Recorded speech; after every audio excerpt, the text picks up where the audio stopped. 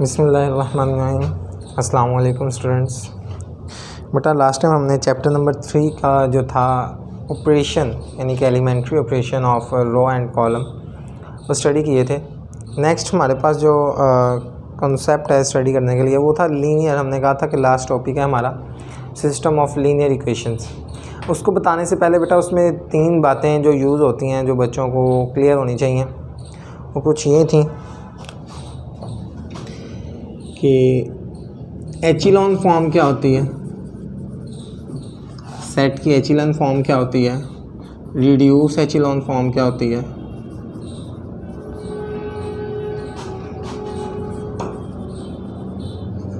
और लास्ट और इम्पोर्टेंट बात कि रैंक क्या होता है, और लास्ट क्या है, व्हाट इज़ रैंक। पहले हम एचिलॉन फॉर्म की बात करें अगर तो बेटा अगर एक सेट दिया हुआ है हम उस पर row and column operation apply करके उस सेट में क्या करते हैं,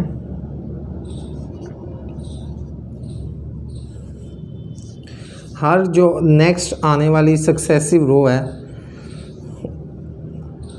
जो हर आने वाली सक्सेसिव रो है अगर तो उसके जो ज़ीरो है लीडिंग एंट्री, ये लीडिंग एंट्री है, नॉन ज़ीरो एंट्री जो है हर रो की जो है फर्स्ट नॉन ज़ीरो एंट्री उसको हम क्या कहते हैं, लीडिंग एंट्री। अगर हर लीडिंग एंट्री से पहले नेक्स्ट सक्सेसिव रो के जो ज़ीरोज़ हैं वो इंक्रीज़ हो जाएं देन फर्स्ट पहले वाली से, तो हम कहते हैं कि वो कौन सी फॉर्म है। ऐसा जो हमारे पास सेट होता है वो किस फॉर्म में आ जाता है, एचिलॉन फॉर्म में। जी ये तो एचिलॉन फॉर्म थी। अगर हम बात करें रिड्यूस एचिलॉन फॉर्म की तो इसमें क्या वो कहता है कि जो लीडिंग एंट्री है उसके ऊपर वाले या नीचे वाले जितने भी वो एलिमेंट्स हैं, जितने भी वो एंट्रीज़ हैं वो सारी की सारी क्या हों, जैसे ये 1 0 एंड 0 0 2 एंड 0 0 3 एंड 0। तो अगर हम इसमें देखें तो इसमें रिड्यूस एचिलॉन फॉर्म सिर्फ 2 हैं, 2 इसमें ऐसी वो हैं लीडिंग एंट्रीज़, लीडिंग एलिमेंट्स जो हैं उनके ऊपर वाले देखें या नीचे वाले, यहाँ भी इसके ऊपर तो है नहीं, अगर नीचे वाले देखें तो बहुत ज़ीरो हैं। इसमें ये लीडिंग एंट्री है, इसके देखें तो इसके ये दोनों क्या हैं, ज़ीरो। यहाँ पे लीडिंग एंट्री है ही नहीं है, तो इसमें रिड्यूस एचिलॉन फॉर्म क्या होती है, रो हो या कॉलम अगर हम देखें तो कॉलम के अंदर जो लीडिंग एंट्री है उसके ऊपर नीचे वाले जो एलिमेंट्स हैं वो क्या होने चाहिए, ज़ीरो होने चाहिए। तो हम कहते हैं कि वो किस फॉर्म में है, रिड्यूस एचिलॉन फॉर्म में। वो किस फॉर्म में है, रिड्यूस एचिलॉन फॉर्म में है। नेक्स्ट अगर हम बात करें रैंक की तो रैंक हम इधर से ही देख लेते हैं कि एचिलॉन फॉर्म हो या रिड्यूस एचिलॉन फॉर्म हो, हमने नॉन ज़ीरो रोज़ जो हैं वो देखनी है कि ऐसी कौन सी रो है जिसमें नॉन ज़ीरो एलिमेंट है, यानी कि वो कम्प्लीटली ज़ीरोज़ नहीं है। जैसे यहाँ पे ये कम्प्लीटली ज़ीरोज़ है, ये कम्प्लीटली ज़ीरोज़ है, लेकिन ये दो और यहाँ इसमें भी ये दो जो हैं वो बेटा नॉन ज़ीरो है। तो रैंक क्या होता है, rank basically the numbers of non zero rose, it is called rank. ये तो बेटा 3 चीज़ें थी जो बच्चों को कंफ्यूज करती हैं, वो मैंने आपको क्लियर कर दी। ठीक है, नेक्स्ट हम बात करते हैं अब सिस्टम ऑफ लीनियर इक्वेशंस का। System of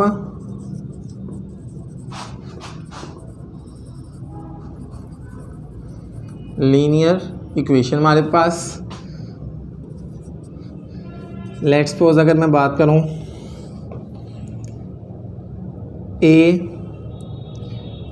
A11 x1 plus A12 x2 plus A13 x3 is equal to B1। इसी तरह एक और हमारे पास इक्वेशन है x1 A31 x1 plus A12 x2 plus A32 x2 A23 x3 plus A33 x3 B2 and B3। अगर हम ये खाली एक को बात करें तो ये खाली लीनियर इक्वेशन है, ये खाली क्या है, लीनियर इक्वेशन, अगर हम ये 3 की बात करें यानी मोर देन 1 या मोर देन 2, तो वो क्या बन जाता है बेटा, वो कंप्लीट एक सिस्टम बन जाता है, सिस्टम ऑफ लीनियर इक्वेशंस। इसका अगर हम बात करें सॉल्यूशन मेथड की, तो हमारे पास बाय इन्वर्जन मेथड एक सॉल्यूशन है, Ax = b, और दूसरा हमारे पास सॉल्यूशन क्या है, बाय क्रैमर रूल।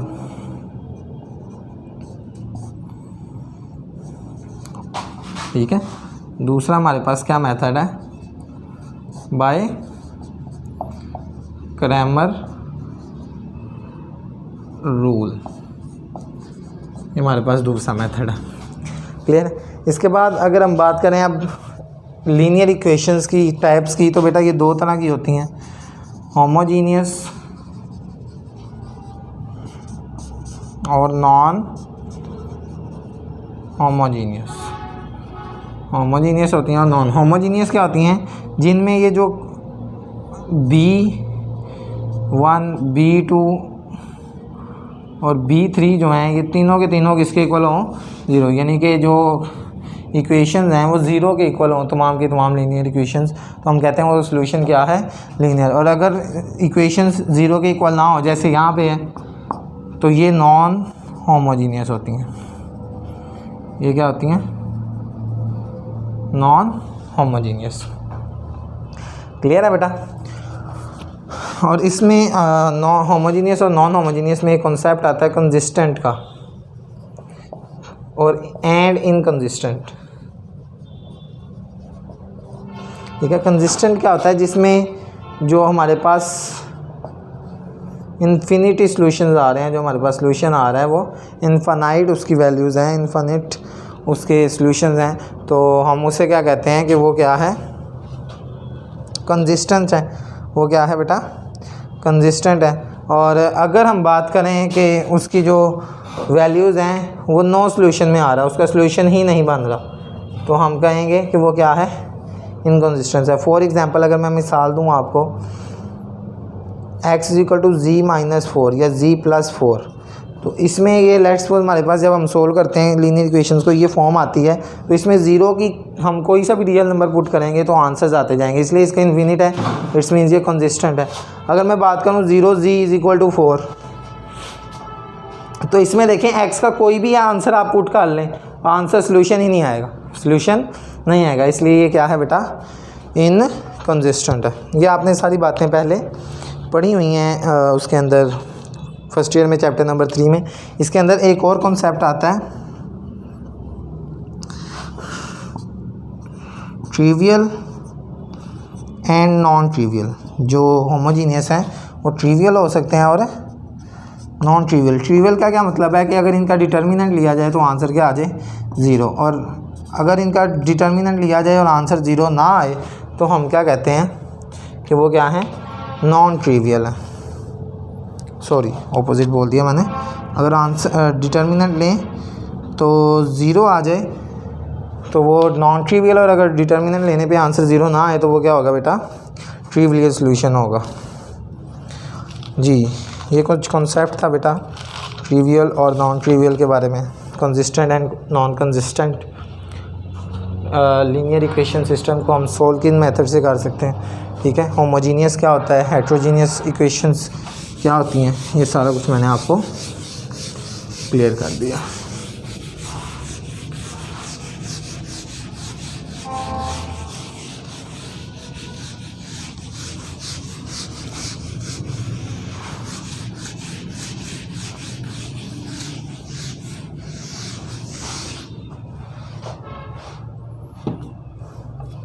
ये नेक्स्ट है हमारे पास MCQs।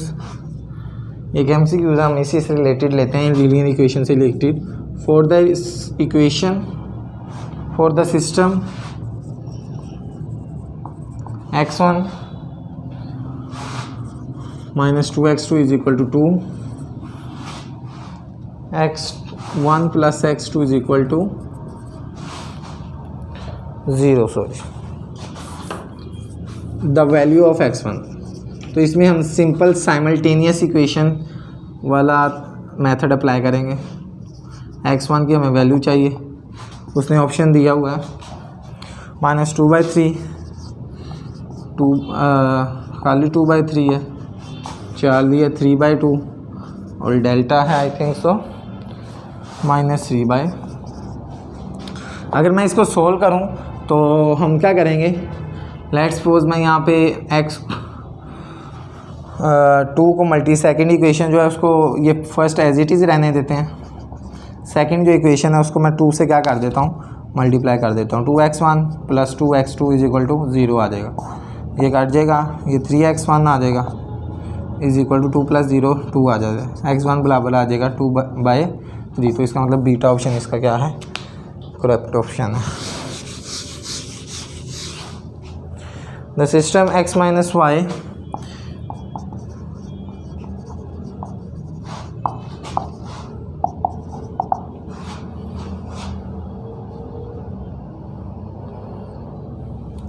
is equal to 2 and 2x - 2y = 4 has जी कौन सा ये जो सिस्टम है इक्वेशंस का वो कौन सा सॉल्यूशन रखते हैं, देखते हैं जी। ऑप्शंस हैं हमारे पास, नो सॉल्यूशन,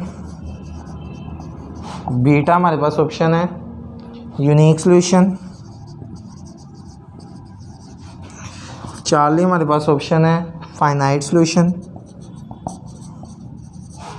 और डेल्टा हमारे पास सॉल्यूशन है, इनफाइनाइट अच्छा सॉल्यूशन। अगर हम देखें गौर करें तो ये भी वही इक्वेशन है, ये भी अगर 2 कॉमन लेके उधर डिवाइड कर दिया जाए तो सेम इक्वेशन आ जाती हैं। और अभी थोड़ी देर पहले मैंने बताया था कि ये अगर ये माइनस का y है उधर जाके क्या हो जाएगा, प्लस का y, ठीक है। और अगर y को देखा जाए तो ये बराबर आ जाएगा x - 2 के। तो इसमें जौन सा रियल नंबर आप पुट करेंगे वो वेरीज करता जाएगा डिफरेंट वैल्यूज़ के साथ, तो ये कभी भी आंसर रुकेगा नहीं। तो ये कौन सा सॉल्यूशन है बेटा, इनफाइनाइट सॉल्यूशन है ये बेटा, क्लियर।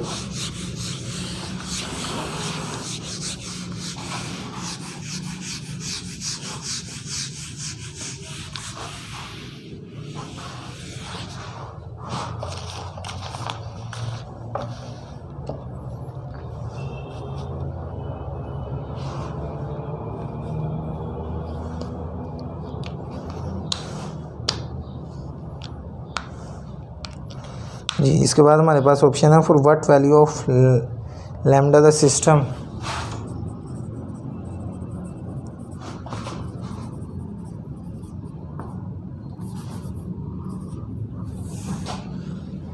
गैमा यहाँ पे दिया हुआ है, for what value of gamma the system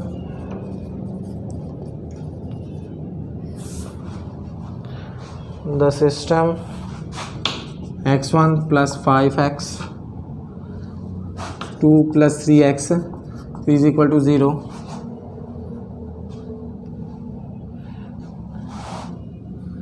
5x 1 + x2 + gamma x3 = 0। और थर्ड इक्वेशन है हमारे पास x1 + 2x2 + x3 = 0 has non trivial solution. उसने कहा ये 3 इक्वेशन हैं, बताएं कब ये, अगर ये नॉन ट्रिवियल सॉल्यूशन है तो लैम्डा की वैल्यू बताएं। तो हमें पता है बेटा कि ट्रिवियल सॉल्यूशन के अंदर जो है वो जो डिटर्मिनेंट है वो किसके इक्वल 0 होता है। तो हम ज़रा ऑप्शन देखते हैं, फिर हम इसका सॉल्यूशन देखते हैं। ए हमारे पास 1, बी हमारे पास -1, सी हमारे पास 3 है और डी हमारे पास क्या है, -3 है। तो अगर हम देखें तो हम देखते हैं ज़रा इसका डिटर्मिनेंट लेते हैं 1 5 3 5 1 गैमा 1 2 1। हमें पता है कि ये ट्रिवियल नॉन ट्रिवियल है, तो इसका जो सॉल्यूशन है वो जो डिटर्मिनेंट है वो 0 होगा। हम इसको एक्सपेंड करते हैं बाय फर्स्ट रो, ठीक है।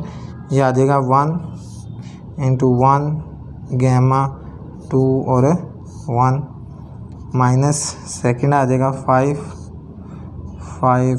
गैमा 1 1 और थर्ड आ जाएगा जी +3 आ जाएगा 5 1 1 एंड 2 इज इक्वल टू 0। अच्छा, यहाँ पे ना माइनस का साइन है, ये बच्चों का क्वेश्चन होता है, तो मैं आपको बता दूँ कि ये बेटा को फैक्टर्स की वजह से यहाँ पे जो साइन है वो को फैक्टर्स की वजह से क्या होता है, हमारे पास यहाँ पे नेगेटिव साइन होता है, क्योंकि ये second first row plus second column, जब इसका आंसर आता है तो वो 3 आता है, जो कि इवन नहीं है, ओड है। और ओड में जो को फैक्टर की जो पावर होती है वो माइनस में ही रहती है, क्योंकि -1 आपने इसकी डेफिनेशन पढ़ी हुई है। ठीक है, यहाँ पे आ जाएगा 1 - 2 लैम जो है वो गैमा माइनस, यहाँ पे आ जाएगा 5 × 5 minus gamma plus 3 × 5 2 = 10 -1 is equal to 0। 1 - 2 gamma -25 हो जाएगा ये, प्लस गैमा प्लस 3 - 10 - 9 9 हो जाएगा, और 9 3 क्या होता है 27 इज इक्वल टू 0। तो 2 गैमा में से ये 1 - 1 -24 हो जाएगा, 2 गैमा से 1 गैमा निकल जाएगा माइनस गैमा, 1 में से 25 24, और माइनस का क्या आ जाएगा 3 आ जाएगा, सॉरी प्लस का क्या आ जाएगा 3 इज इक्वल टू 0। यहाँ पे माइनस का गैमा होता जाके क्या हो जाएगा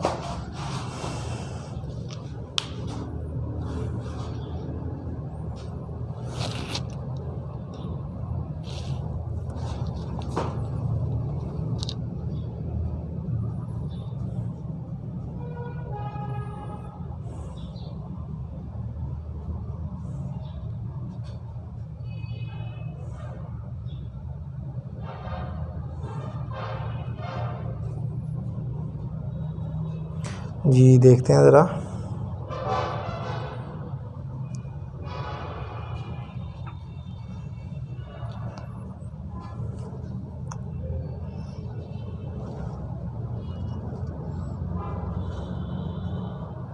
यहाँ पे बेटा ये सॉरी ये मिस्टेक हुई है, ये 5 गैमा है यहाँ पे, जब 5 में से 2 निकल जाएगा तो यहाँ पे प्लस का क्या आ जाएगा 3 gamma.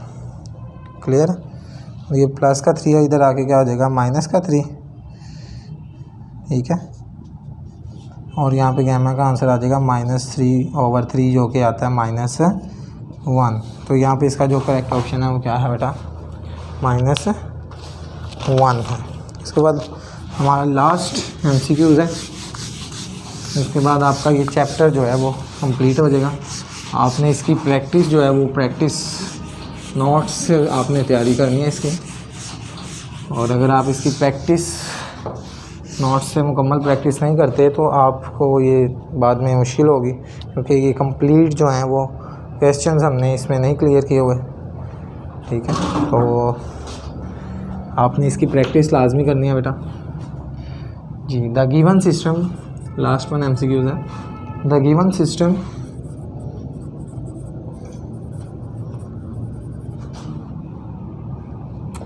AX is equal to B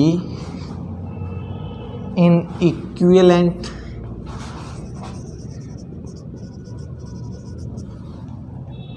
system in echelon form है, जो form has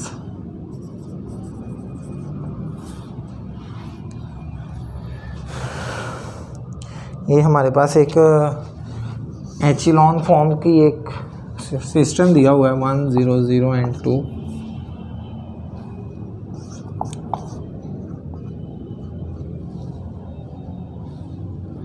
-2 0 1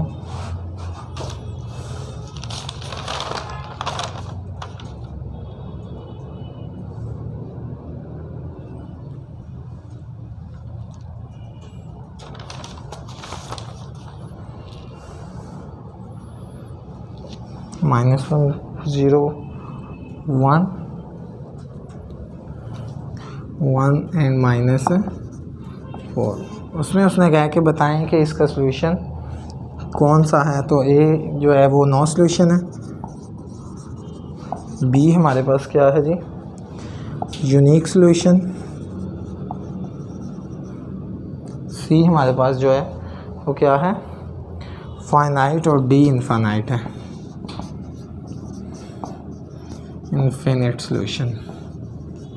देखते हैं अब अगर हम बात करें इसकी, तो इसका जो रैंक है सिंपल ए मैट्रिक्स का, और जो इसका रैंक है ए बी मैट्रिक्स का, ए बी यहाँ पे आर्बिट्रेरी है जिसमें हम बी की वैल्यू भी ए के साथ क्या करते हैं, ज्वाइन करते हैं। दोनों का रैंक और वेरिएबल्स की तादाद, number of variables, numbers of variables, तीनों की तादाद देखते हैं हम ज़रा। अगर तो ये तीनों इक्वल हैं तो हम कहेंगे यूनिक सॉल्यूशन है। सबसे पहले एक नॉन ज़ीरो है, दूसरी नॉन ज़ीरो है और तीसरी नॉन ज़ीरो है। तो इसका मतलब अगर हम इसको बी को हम रहने दें, खाली ए में देखें, तो ये भी 3 नॉन ज़ीरो हैं और ये ए बी में भी 3 नॉन ज़ीरो हैं और वेरिएबल भी इसके क्या हैं, 3 हैं। तो इसका मतलब इसका जो सॉल्यूशन है वो क्या होगा, यूनिक सॉल्यूशन होगा। क्लियर है बेटा। ये हमारा आज का जो टॉपिक था चैप्टर नंबर 3 से रिलेटेड वो कंप्लीट हो गया। कल इंशाल्लाह हम चैप्टर नंबर 4 की बात करेंगे। होप्स हो कि आप लोग इसकी तैयारी अच्छे तरीके से करेंगे। जज़ाकल्लाह। अस्सलामु अलैकुम।